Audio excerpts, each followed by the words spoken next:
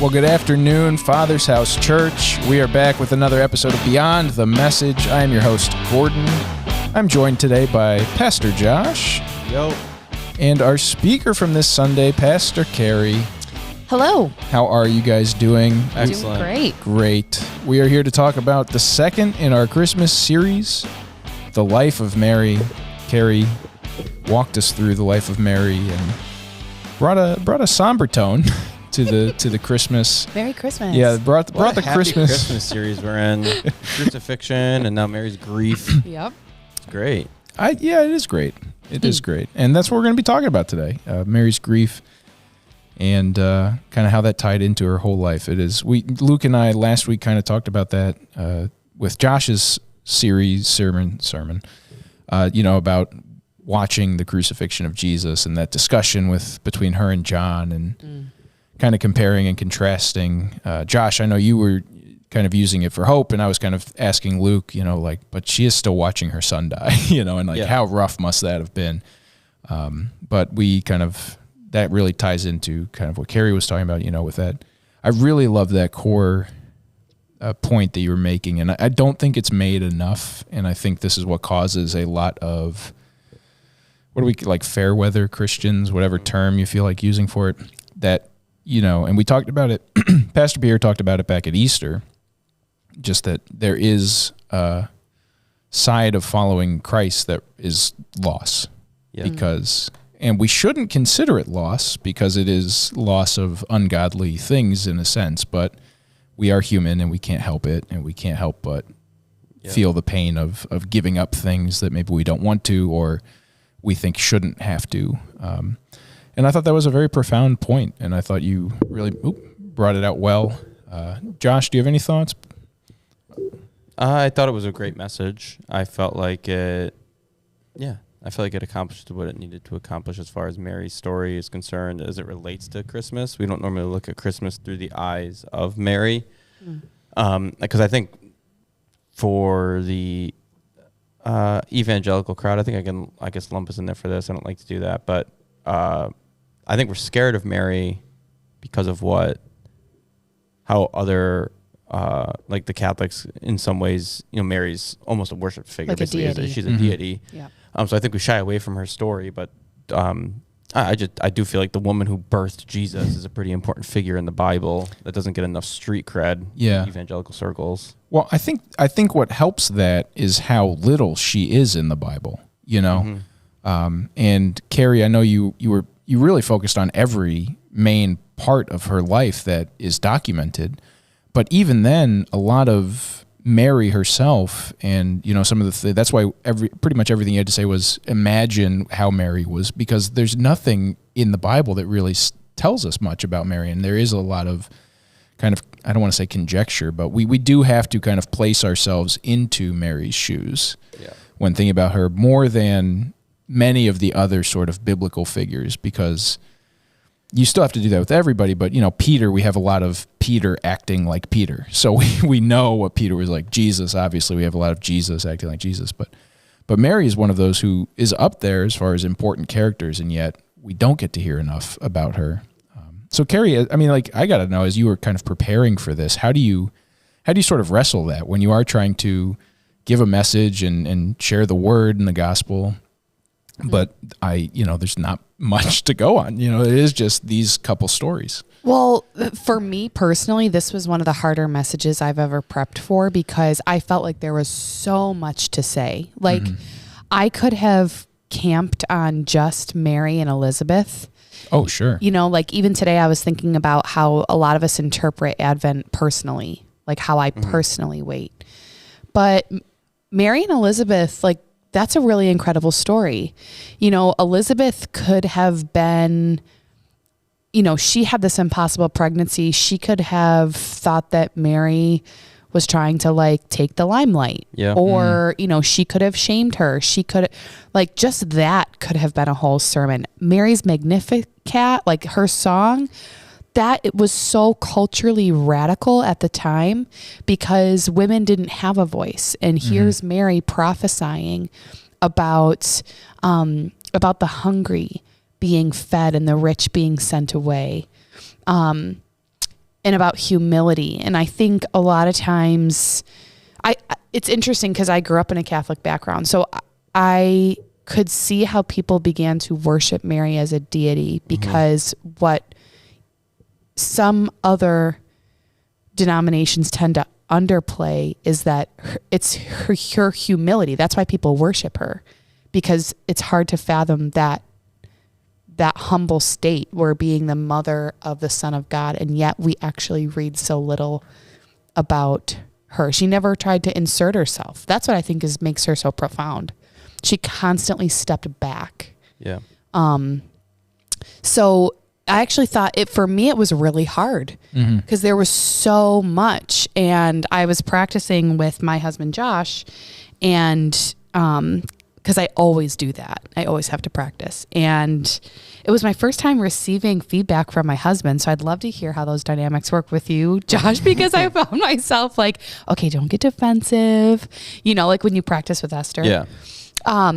But I had left out all the personal stuff. And Josh was like, so you want to lead people and pastor them to a place of vulnerability, but you don't want to be vulnerable? Right. Like, that is not going to work. So yeah, I loved this message though, because the older I get, the more I really do think that to be a Christ follower is a lot about loss. Jesus lost a lot. That was his posture, was surrender. Yeah. Yeah. So this was a really fun one. Well, and I think, you talk about the loss, and Josh, were you going to jump in there? Or? No, Okay. I think that is a key part of, I think, our walk. And Jesus talked about having childlike faith, and it really is like that, this growing up sense where when you're a kid, there's nothing sad or miserable about life. You just, except when you don't get fed, right? But nothing major. And you're happy all the time. I see this with my own daughter. She's just always just waking up. She's smiling. I'm like, just you wait. You wait till you're my age. You wake up and something hurts and you're like, I don't want to wake up anymore. But then as you get older, you start actually realizing that there is so many more facets. And I think Christianity is like that as well. I think it's easy for that salvation moment, which it is, and it should be. It's this joyous, wondrous moment, and it's just all positive and happy and great. And then, like you're saying, Carey, as you kind of walk and read and learn, it's like, oh, wait, I got to do stuff, and I can't do that anymore, and I need to give this up, or what happens when, you think, talking about loss and grief, especially, where, well, how do I deal with this? This wasn't supposed to happen, and rectifying that with this world and life. And yeah. And I think too, a lot of people, like, we don't talk about our ego enough, in faith communities, because I think for a lot of Christ followers, faith can be just another outlet for our egos to reign and for us to achieve our whatever, and fill in the blank. And that's another reason why I think Mary's so amazing, because she just, like, I really started kind of just pondering, if I was the mother of the Son of God, like, I would be like shouting it from the rooftops, or at the very least, I would be ruthlessly, like, every parent I know, I mean, you guys are parents, I'm not. You would do anything for your kids, I'm sure. Oh, yeah. Someone comes against your kid, you're going toe to toe with them. And like Mary, when all of the people in her hometown literally tried to kill him and push him off a cliff, like, it doesn't, maybe she did, but we don't read that in the Gospels. And I think it's because she knew that this was a part of the plan, and she had to just let go. So yeah, I mean, I think part of this too is like asking the question, will I still follow Jesus if my hidden motivations, like, it never happens? Right. Or what if God actually calls me to let that thing die? Yeah. these are scary questions. Yeah. Yeah. Well, and I feel like you guys as leaders in the church can almost answer them. I don't want to say better, but I'm sure I can't imagine the kinds of decisions you have to make leading a church and how that you talk about motivation, like that could definitely, I'm sure, get muddled and at least be something you question. I don't want to put words in your mouth, but I don't know if Josh or Carey, either of you can talk to that. I think there's an element of like the things you say no to because you choose to work for a church, I think is probably the more relevant thing in my life. It's like this is my career path. I put all my eggs in this basket. Like, so there's things I say no to because of that. So like I have other passions in life. I did growing up, there's things I wanted to do. But I felt called to this thing. So This is what I decided I would do. So I know I'm saying no to other things that would probably make me more affluent if I had pursued them.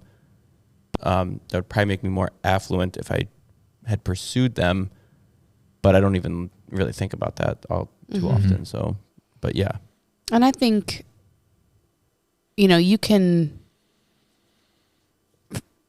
you can have hidden motivations in any area of your life. The unique thing about pastoring is people automatically see you in a position of authority. So, but I would imagine that a lot of people have this. I mean, if you lead anywhere. So I remember when I first started working at the church, I literally was consumed by like fears that people would think I was manipulating them. It was a really weird thing. Wow. But now, as I've kind of worked through that, and a lot of that just has to do with the way I'm wired, it's constantly coming back to the place of service. Yeah. Like if I was working anywhere else, I should do it unto the Lord. I think there's unique pressures, like when it comes to pastoring, I think there's more affirmation and accolades that get thrown on you. So it gets harder to surrender those things and follow God and not the voices of man. And that's one of the things I love about our pastor is he's really vulnerable and he talks about that. Which I think is unique because at the root of our human sin a lot of times is we want to protect our power and we want to protect what makes us feel important. But, if we really believe the gospel, the first shall be last. Like we're just here to serve. But I mean, I can say that, but it's actually like, in quiet time where we surrender that thing, just like anyone else would. Yeah. And even it's funny when I was in first service, it felt like the Holy Spirit was doing a different thing than in second service. And I was specifically like in my own heart, praying for parents and thinking about how many parents were in the room who like really loved their kids, but maybe their kids became their identity and were, their adult children or whoever, their kids are just making decisions that they don't agree with. And I was just really praying for them for that place of surrender too, which I would actually love to hear you guys talk about that because you're parents and I'm not. Yeah. I think there's a common thing. Like my oldest is only 7, so we're not that deep into it. Like we just had our first like in-person parent-teacher conference, which was shell-shocking to be honest with you, but it's a different story. What Esther and I try to protect is our time together. So we've from the start, our kids go to bed like just ridiculously early, because we want. And we've basically made them believe that it's 7:00 is a normal time to go to sleep. Like they don't know any different. They don't know any different. So, but for us, protecting time together, we never want to be in a place where we forget what it's like to be alone together. Yeah. And I think if you're not careful, your kids become your identity, and then they leave. Like you're actually raising them to be independent, and then they, for lack of a better way to say it, it's almost like they stop caring that they are your identity. Like they're not thinking about that. They're just doing their own thing. You're a kid. Like you're gonna move out and you'll talk now once or twice a week. That's like the paralleling to the message. That's like when Jesus is like, "Who is my mother? Yeah, who is my brother?" Exactly. It's like, what are you talking about? Like, obviously I'm here, you weirdo. Like, what do you think? And I think there's an element where it's just protecting the time. So we try to go on vacation, just the two of us. For 3 kids, that is a phenomenally difficult task, but we are going next year. with no children. It's the greatest thing that we've ever done is implement this. But yeah, I think it's just being mindful not to let kids become the most important part of who you are. So yeah, anyway, I'm not in a covenant relationship with my children. Right. I'm in a covenant relationship with my wife. So that's a good point to make. The relational aspect. I think for me, the thing that Haley is only 5 months old, so I don't have any issues with her yet. Right? She just lays there. She can't move. She can't do anything. She's just extremely demanding. Well, right, but she's cute, so it's okay. So it's more for me to answer this kind of question, I have to think like, okay, what's this going to be like? And I know just my personality. I think the thing I'm going to struggle with the most is this idea that, like you're saying, the decisions and whatever she makes, I have to divorce that from, therefore I failed or succeeded, like, and I think it's Proverbs, right? Where you raise them up in the way they should go, but then they don't depart from it. It's not that you hold them to that line for the rest of their life. And I think too, even, I know I only, do this, but I would say this, I feel that pressure even here of like, oh, did I say the wrong thing? Did I say the right thing? Is somebody getting the wrong thing from what, was said? And I can only imagine how much worse that is on a Sunday in front of, so many people. But that's what I kind of always, if you were talking about like I don't know that it's necessarily ego, but that kind of aspect of it where it's just like that hyper, where it's like you're removing God from it. It's God's doing the work. God is doing those things, but you think that you somehow are God because you're the one conveying the message, I guess. Yeah. So I know for me, that's kind of where I see myself struggling when we get to that point, just because I know that I already kind of deal with those thoughts in other realms like this, or I teach at RIT and do other stuff. So, which is so interesting. So like segue for a minute into this idea of failure, which is another thing I was thinking about while prepping for this message, because how did Mary not view her role as a mother through the lens of failure? Like, I let Jesus die. You know what I mean? Like, I would just imagine her saying those things to herself. Like, I had one job. And I think a lot of people would have viewed Jesus's ministry as a failure, actually. I mean, on paper, it was a failure. Everybody who followed him abandoned him. Yes. Like, one of them betrayed him to die, But God is always working this bigger picture. And to your point, Gordon, I think sometimes we get so paralyzed or tripped up by fears or insecurities, or like, oh my gosh, I'm failing. But we don't realize this is connected to, like, God is doing something way bigger than we really ever could imagine. And I think it was first service where Pierre prayed like against the voice of the accuser, so people could actually receive the word. But I think about that, how parents could feel that way. We as Christ followers feel that way. Insert anything. Well, yeah. I mean, that for sure is the one, like I said, kind of what I struggle with, but especially that idea, because I think we forget as Christians that like nothing we do, God doesn't love us because, and so therefore he will never stop loving you because you're a failure, because you both are because you've sinned and yet could never fail. But we have this mentality as people of like proving ourselves to God, like that's even possible. And that is a tough thing to get over and get past, because it is so counter to our own internal nature. And that is a big struggle. And yeah, I can't imagine that with Mary, because not only that, I mean, we just have to be sons and daughters of God. Just like, follow after me. God came to Mary and was like, have my son and raise him and ensure that he can become the Messiah. Yep. No, thank you. Yeah. It's like she didn't even have a choice in the matter. Maybe she did. Oh my gosh. I just had this disagreement with someone recently, because they were saying that the angel gave Mary a choice. And I said, no. the angel did not give Mary a choice. I think Mary had a choice in how she would receive it, because the difference between her and Zechariah was so different. And that's why Zechariah was like made mute, because he questioned God. Like, how will I know?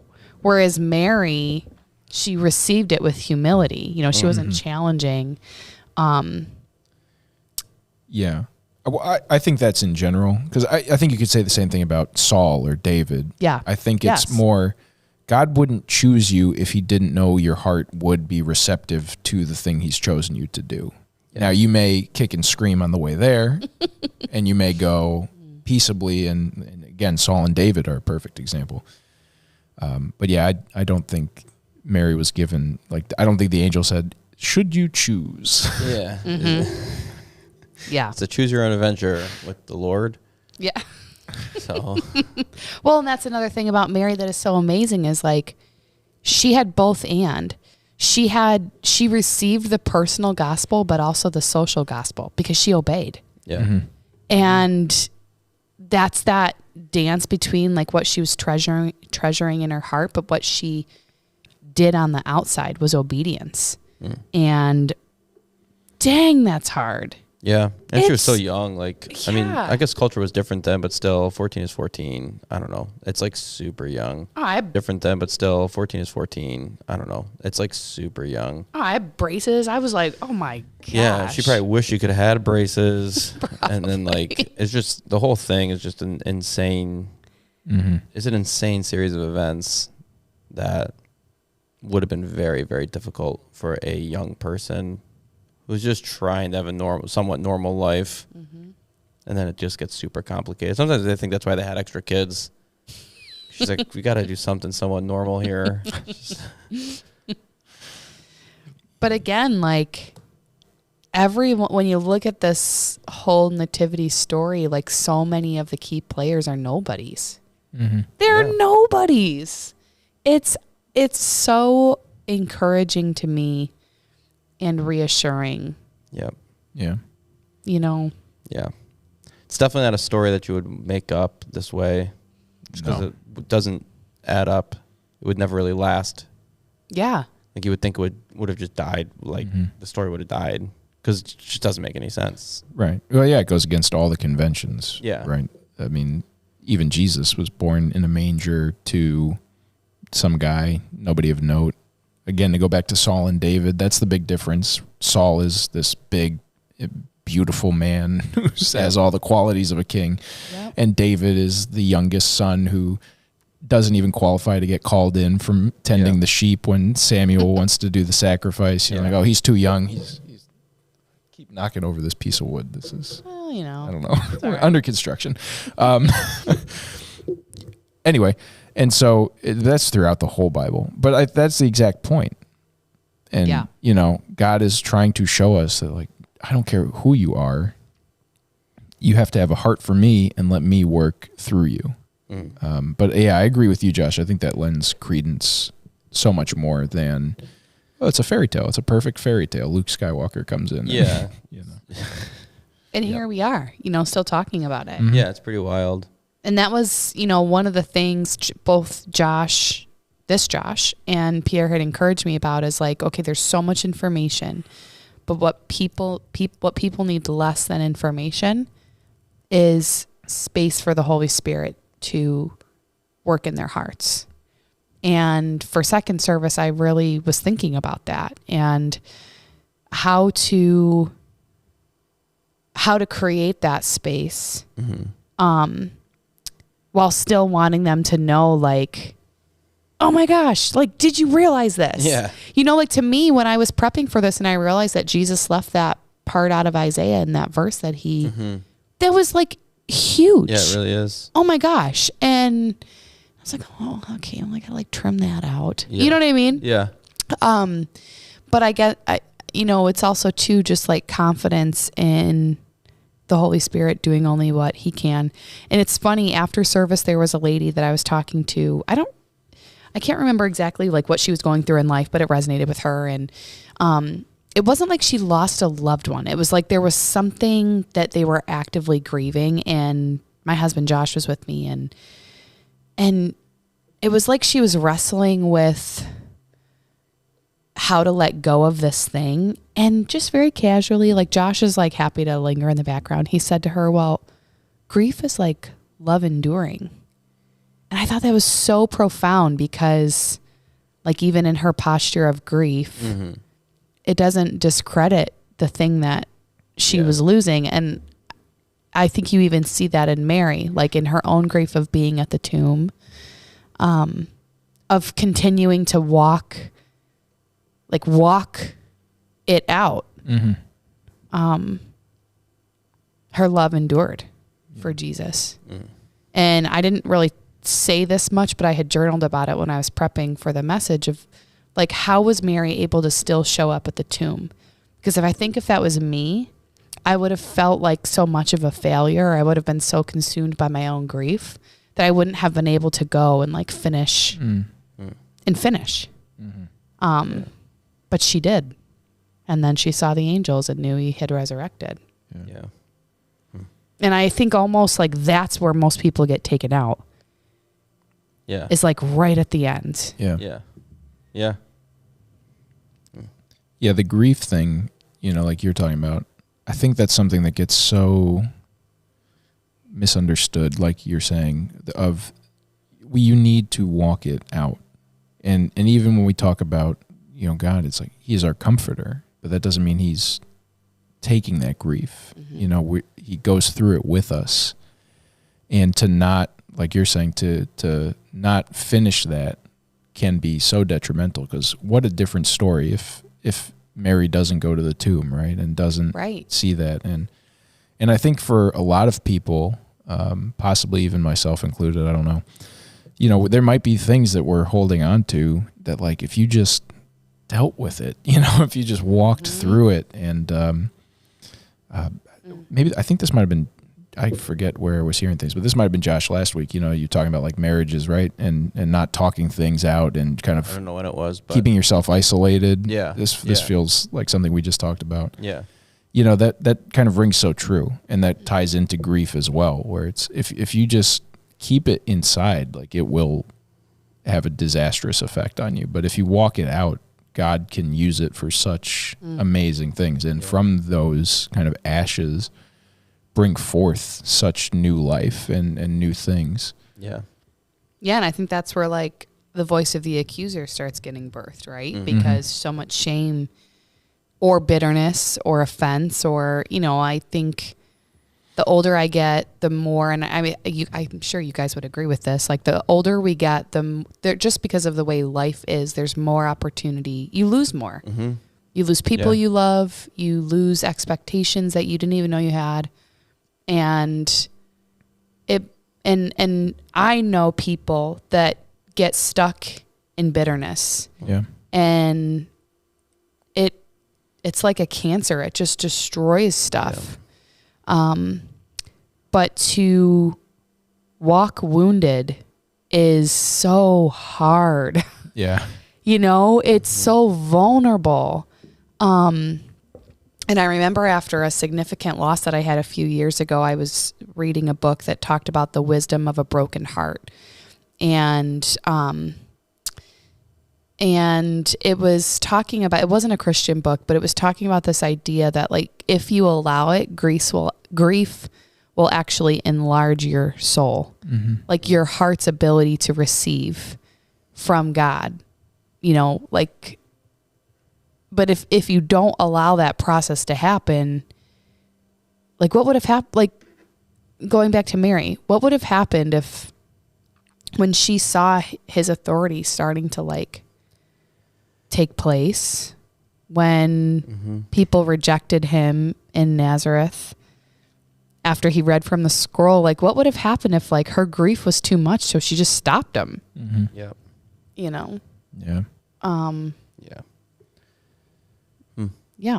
I'm very passionate about grief because it's inevitable. It comes for us all. Yes. And it takes people out left and right. Anyhow. Josh, encouraging words. Do you have any thoughts on grief? I'm not the best griever. Yeah. I'd say I avoid it. You avoid it. like his loss sucks. So just kind of avoid it. It's great. It bottles up all your emotion. Super healthy. It's a great way to live. So yeah, that's my thoughts on grief. Okay. So I'm a work in progress. Well, I appreciate your honesty and vulnerability in this sense. One of the things that helped Mary, I'm assuming, because I don't think things that are in the Bible are there by accident, especially when they're in there a couple times. And the whole idea for treasuring things in her heart happened at very significant moments in the life of Jesus. And it's usually around, it was the 2 times where it talks about it, it's really around things that she had no real control. Things were just kind of happening. And then the series of events, especially when he was in the temple and they couldn't find him, there clearly is anxiety around that. Like it would have been super stressful. Like losing a kid would be the worst nightmare of a parent. And then if you just read through the whole series of events, and then he basically says, "Where did you think I would be?" And I feel like she did a great job, at least on 2 occasions. I'm sure there's more that they don't write about, where she took like these moments of like extreme clarity around who Jesus was, and she treasures those things in her heart. And I think like I have to ask myself, like, what are the big moments that happened to me that I'm treasuring in my heart? And I think we usually treasure the really tough things, the things that hurt, the things that offend us. Like we treasure those things in our heart. And it doesn't necessarily say that Mary was treasuring the anxiety and the stress of losing her son. She was actually treasuring, I was in my Father's house was the thing that she was treasuring. Like, it's like, oh, it's a wake up call. She was treasuring when I think it was the Magi came to give him gifts like as a king. She treasured those things in her heart. And I think she treasured monumental moments in her son's life. And I think those are the moments that kind of carried her through. And I think far too often, I think most people do, we treasure the things that hurt us. And those things, that's where offense comes, resentment comes, because the only things we have to call back on are the things that it's so easy to call back on pain. I do it to my parents all the time. Like, it's so easy for me to point out the times where they were like just annoying. Like, I can't believe you made me do this. Or like, I can't believe you wouldn't let me read Harry Potter. Like, this is the dumbest thing ever. And like, we're so quick to call back just like the random, I mean, not reading Harry Potter wasn't hurtful, but you know what I mean? I mean, it was in some ways because it's the greatest fiction novel ever written. But again, different conversation. We'll have a book club podcast where we can argue about how wrong that is. But well, then now's not the time, and it's right. So, but you know what I mean? Like, I feel like we're so quick to call back hurt. But it's just so much easier, right? In an argument, it's always so easy to be like, "You did this," and then they'll be, this happens. I'll just be honest. And then my wife will be like, "Well, what about all these other things?" It's like, I don't care about those things. I'm mad about this one thing that I remembered. I forgot about all that stuff because that's how I work. And maybe God just knew that Mary, even at a young age, was so good at keeping her heart pure, and because it says you're blessed and highly favored. Yeah. It's almost like he did that to Job, basically. Like, you will go after Job. There's not anything wrong with that man. Like, go after him. Essentially, you're blessed and highly favored. So here's a really horrible life for you. Have fun. And again, I mean, in some ways, Mary's life was completely changed from that event. But I think it's because God knew this woman knows how to treasure the right things in her heart, and she's going to need to do that because this is going to be pretty painful at times, because this is going to be a son that she has, but she doesn't really have. He's going to be there, but not there. And people are going to hate him. Right. That would be tough. Yeah, I can't imagine. And I think, too, that really ties well into just thankfulness as well. Yeah. And this is a nice connector between Thanksgiving and Christmas, because I think that's the only way to get to that level of treasuring things in your heart, is having that thankful attitude and knowing how to say, in this situation, I am thankful. Yep. Even though my life is crumbling around me. You know, I have this heart of thankfulness that says, God is good to me. Callbacks to those things that have happened that you've treasured in your heart. And really highlights, especially the way you just presented it, Josh, which I think was really, really well said. That I think just shows the importance of that. Because if you're not, then that drives you down that other path of, well, I'm going to hold on to this other stuff. I'm going to focus on the hurt rather than the good. And because you can see God in any situation. And I mean, Mary literally was seeing God in these situations, like you were just saying. And she chose to treasure that part. She saw God and held on to that rather than seeing her son doing these things. Yeah. You know, she saw God in him, and that is a good difficult perspective to have. Yeah. And definitely a struggle. Carey, what do you think? Because I know you kind of touched on that too, the treasuring in her heart. And how did you do you kind of see it similarly? Yeah, I completely agree with Josh, because ultimately what we treasure in our heart is what we will become. Like you cannot, there is no other way. And if you want to be a Christ follower and you're not thinking about what you're treasuring in your heart, good luck, because it's too hard. It is a life of, resurrection requires death. So we have to consciously allow things to die. And our humanity goes to what is easiest. Yeah. So, it's just not possible. So I completely agree with Josh. And I love the challenge of thinking about, what are we treasuring in our hearts? How is today's courage coming from something where I saw God move, and I can walk in faith because I know that the Good Shepherd was there for me before. Yeah. And sometimes it takes years, like this is why I love the Old Testament, because you read about 400 years of nothing. Nothing. Yeah. And that's a long time. Yeah, it's bizarre. But faith isn't logical at all. Yeah. And if what we are treasuring up on the inside isn't going to carry us, then it's not going to work. Yeah. Because if it's stuff on the outside, look at the world we live in. Oh, yeah. Yeah. That's how. Oh, yeah. Yeah. Completely unstable. Yeah. Yeah, the world is, but how many times, that's the thing that I always have to tell myself when I get into that, look at the world. It's like, how many people over the years were sitting at a table, kind of like this one, they might not have had cameras and microphones, but saying the same thing. You're like, look at how the world is just so a true. Disaster. Yeah. And, but I think that just, again, further shows just how good God is. It's like, it's so... And how selfish we are. We love to think that we are the whatever. So this is the worst the world's ever been. This is this. But God's as good as he's ever been too. Yeah. And I think it's that same idea, like you were just saying, of he's good. He's good through all this. And it can be hard, especially we are in a time of probably extreme grief. That might be a good word for it.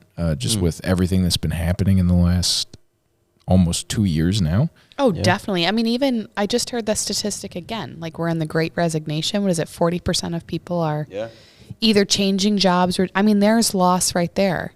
People are moving. People are, there's so much mental anxiety, and we live such a sedentary lifestyle now that we're not even getting it out in movement. Right. Yeah. Especially now that we have an excuse to not leave the house. Yes. Right. So I haven't walked more than 20 feet in a day. Yeah, don't look at your steps. Steps in a day. But yeah. No, sorry, that was a random tangent, but no, I think it's a good tangent. I think it,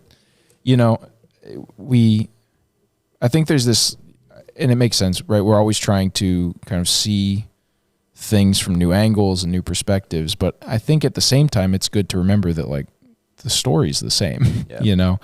There is an unchangingness to it, and as reductive as this may sound, I don't mean it that way. There is nothing new under the sun. It might package itself in a shinier or darker package, less happy package, but it's all the same. And God has been the same throughout all of it. And I think kind of as we sort of look towards, because this week's Christmas already. Yeah, we got Christmas. Isn't that crazy? Yeah. This weekend it's going to be. Do you know what Pierre's going to be preaching on? John 1 with the Word became flesh. Oh, nice. Which is going to be cool. And the whole idea is John's Christmas, which I'm really excited about. So, yeah. Cool. And then is Luke going to finish the series? Luke's kind of, no, because 26 is a online. pre-recorded online only watch from home. We actually record that tomorrow night, which is going to be fun. Right. And then we come back on January 2nd. Nice. Together, Childlike Campus, kick off the new year. Cool. 2022, baby. Hey, Woo. this will be the best year for sure. This is the 2020 this that we wanted in exactly. 2022. Exactly. So I think that's kind of a good place to end it. As we're looking forward to Christmas, celebrating this, the birth of Jesus. I think it's good to be encouraged by that. I know it's easy to focus on the bad stuff that's going on, and by not focusing on that doesn't mean it stops existing. Yeah. It's just Mary, and this was, I think, the core theme of your whole message, Carey. Correct me if I'm wrong, but Mary was able to keep perspective. It didn't matter what was happening; she had perspective on the situation, and I think that even in the darkest, worst time of your life, Christmas can be the most joyous, wonderful, enriching season, because we are celebrating, because of what we are celebrating. Yeah. So I found this, I think this message was very encouraging, especially if you are dealing with grief. I think it is something to be encouraged by. Yeah. I don't know if you guys have any final thoughts before we close out. No. Nope, none here. All right. Well, thank you all for watching with us. Thank you guys for talking with me today, church. We are looking forward to this Sunday, Christmas Sunday, coming together just in the Childlike campus. We're one service, one building for this season. But that doesn't mean we won't be online. We'll be back here next Tuesday talking about it. We do have prayer tomorrow night as well here in the prayer chapel. So we hope to see you there, church. We love you. We hope you have a good Christmas season, and we will see you next week.